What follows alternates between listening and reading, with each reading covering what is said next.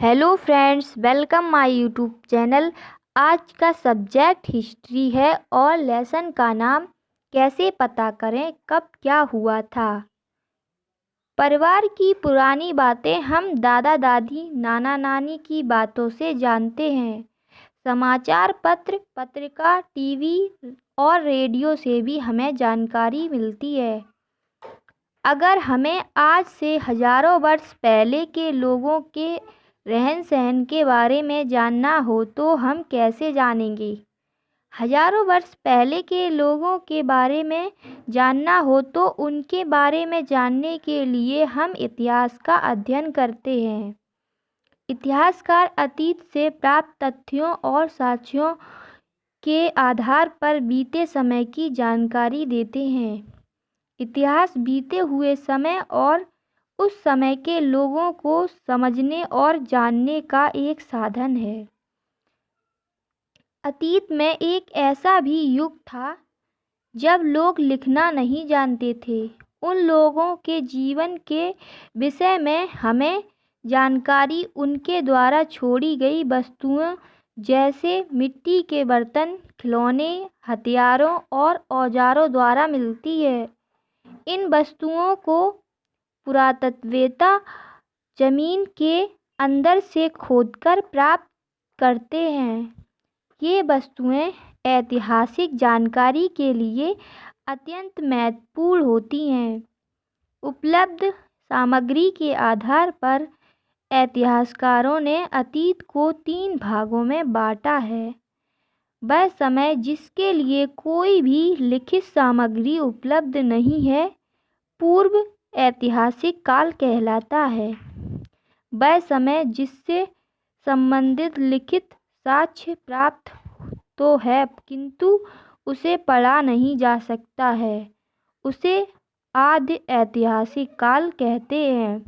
इसी प्रकार जिस काल के विषय में लिखित सामग्री से जानकारी मिलती है एवं उसे पढ़ा भी जा सकता है उसे ऐतिहासिक काल कहते हैं।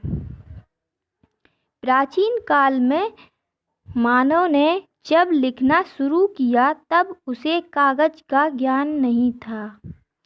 वह अपने लेखों को ताड़पत्रों, भोजपत्रों और ताम्रपत्रों पर लिखता था।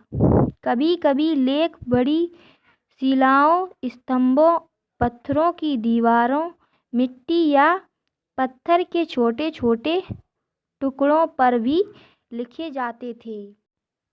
प्राचीन इतिहास के विषय में हमें जानकारी तत्कालीन लेखों से भी प्राप्त होती है। इतिहास को जानने के स्रोत, पुरातात्विक स्रोत, अभिलेख। यह अशोक के रुक्मिणदेही अभिलेख का अंश है जो नेपाल से प्राप्त हुआ है। इस अभिलेख में अशोक ने यह घोषणा की है कि नेपाल में उपज का 8वां भाग कर के रूप में लिया जाएगा। अशोक के अभिलेख पत्थर पर उत्कीर्ण होने के कारण महत्वपूर्ण ऐतिहासिक स्रोत हैं। सिक्के एवं मोहरें।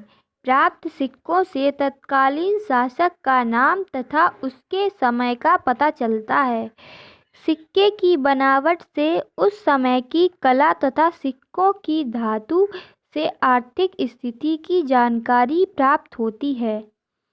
गुप्त शासक कुमारगुप्त प्रथम को इस सिक्के पर घुड़सवारी करते हुए दिखाया गया है, जिससे हम कह सकते हैं कि वह एक अच्छे घुड़सवार थे। इस प्रकार सिक्के इतिहास लेखन में महत्वपूर्ण योगदान देते हैं। हड़प्पा कालीन मोहरें मेसोपोटामिया से मिली हैं। इससे ज्ञात होता है कि हड़प्पा वासियों का व्यापार मेसोपोटामिया से होता था। धौलावीरा। हड़प्पा सभ्यता का यह पुरास्थल गुजरात में स्थित है। यहाँ से हड़प्पा कालीन नगर निर्माण योजना, जल निकास प्रबंध आदि के साक्ष्य प्राप्त हुए हैं।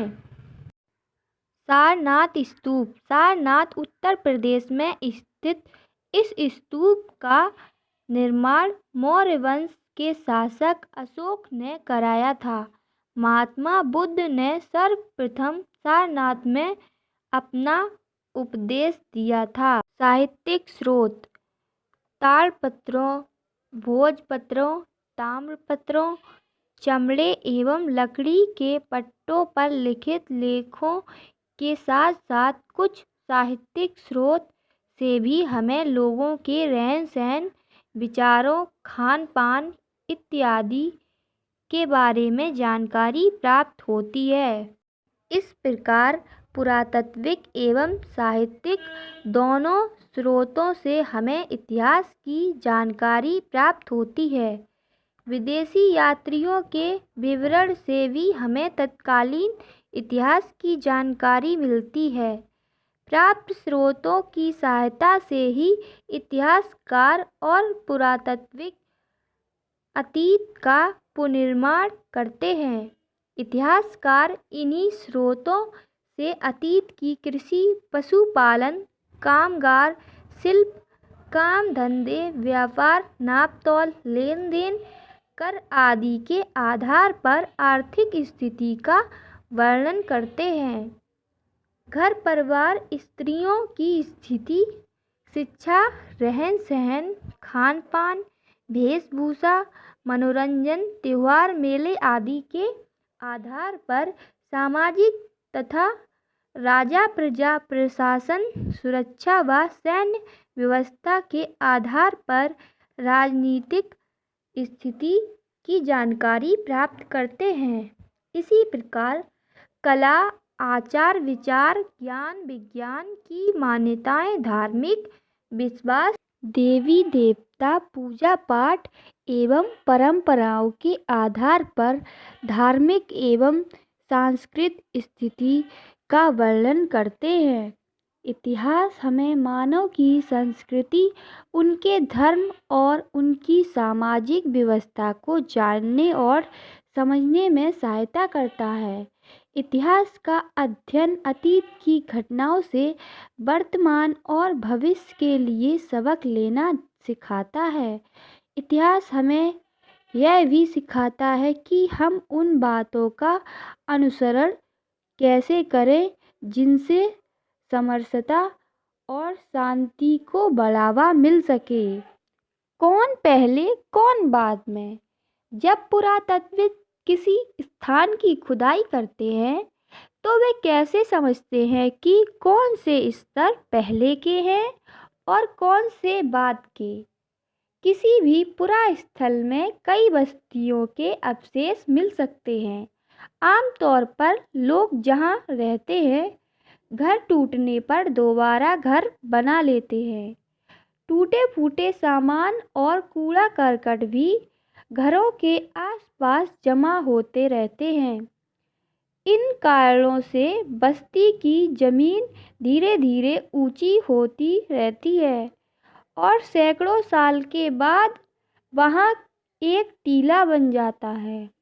इसलिए जब टीले की खुदाई की जाती है तो उसका सबसे निचला स्तर सबसे पुराना होता है और उसके बाद के स्तर बाद के युगों के होते हैं। इतिहास में तिथियां। इतिहास में कुछ तिथियां ईसा पूर्व में होती हैं और कुछ ईसवी में। ईसा पूर्व का तात्पर्य है ईसा मसीह, ईसाई धर्म के प्रवर्तक के जन्म से पहले का समय। इसे अंग्रेजी में BC अर्थात बिफोर क्राइस्ट लिखते हैं। इसी प्रकार ईसवी को अंग्रेजी में AD लिखा जाता है। AD लैटिन भाषा के दो शब्द एनो डोमिनी से बना है। AD का मतलब है ईसा मसीह के जन्म का वर्ष, अर्थात ईसा मसीह के जन्म के बाद की तिथियों में हम ईसवी या AD का प्रयोग करते हैं। अभिलेख। अभिलेख पत्थर अथवा धातु जैसी कठोर सतह पर उत्कीर्ण किए गए लेख होते थे। स्तूप।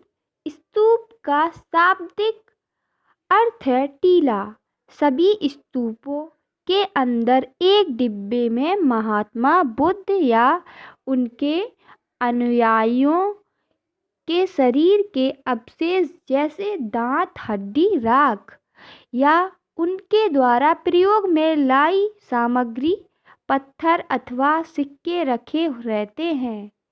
पुरास्थल वह स्थान जहाँ की खुदाई से औजार, बर्तन और इमारतों के अवशेष मिलते हैं। पुरास्थल जल स्रोतों जैसे नदी, तालाब, झील व समुद्र के किनारे पाए जाते हैं।